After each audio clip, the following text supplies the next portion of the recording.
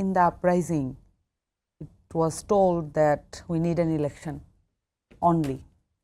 Nowhere in the uprising 36 দিন বলেন আপনি 15 দিন বলেন আপনি যেই টাইম ফ্রেমটাই ধরেন না কেন নির্বাচনের জন্যই শুধুমাত্র মানুষ নামছে এমন কোনো বার্তা দেশের সাধারণ জনতা যারা নেমে এসেছে তাদের কথাটাই কিন্তু প্রায়োরিটি।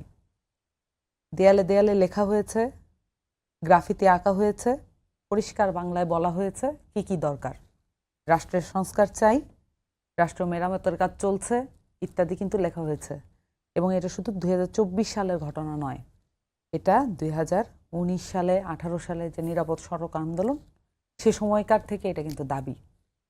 এখন বাংলাদেশের তরুণ যারা ছাত্র জনতা যারা নেমেছেন তারা যখন নেমেছেন এবং জীবন দেওয়া পর্যন্ত তাদের ধৈর্য তাদের যে মানে ত্যাগ সেটার জন্য প্রস্তুত ছিলেন, অনেকে ত্যাগ করেছেন, অঙ্গহানি হয়েছে, এটার পরে কিন্তু একটা আপনার স্কোপ অফ ওয়ার্ক থাকে।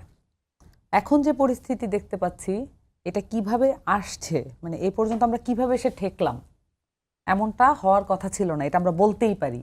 কিন্তু এটা বলার সাথে সাথে আমাদের উপর দায় বর্তায় কেন এমনটা হলো, কিভাবে আমরা এই পর্যায়ে এসে পৌঁছালাম, এটার ব্যাপারে অ্যানালাইসিস করা।